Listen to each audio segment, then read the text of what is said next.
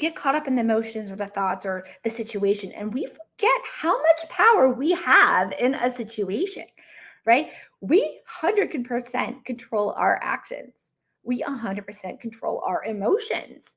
And we can definitely get in there and control our thoughts. But beyond that, it's not just our thoughts for us and of ourselves, but of them, right? If you go back to this formula and we're looking at how thoughts lead to emotions, lead to actions, our thoughts about them, their actions, their emotions, or what we think their thoughts are, now interpret the rest of our equation, our formula as well, which means that when we start looking at these things and deep dive into them, we can shift and change the reality of that conflict a lot faster. So, what are these inputs that we're getting from the other side, right? We're going to hear their tone of voice, their word choices, their behavior. We're going to see that. And sometimes their lack of action. Sometimes one of the most difficult things is they're not doing what you need them to do, or they're not responding. You're like, I have followed up with him 20 times. He knows I have a deadline today. What's going on? So we then interpret those inputs, the actions that we're seeing them put out there. We start to interpret that, and we start to think that they are being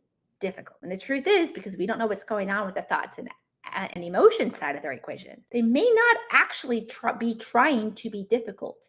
It is our interpretation of it that is leading to difficulties, or the sense of difficulty, that emotional frustration. So that is kind of our first look at this equation. And how can we deal with difficult people is first what's going on the back end for them, right? I had a client that I used to support, one of their employees, and this employee was cranky, grumpy, old man.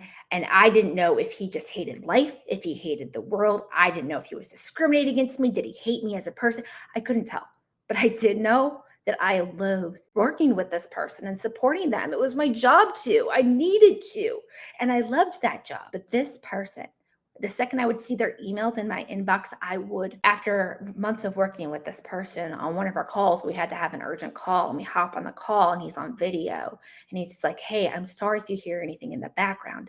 I'm at the hospital.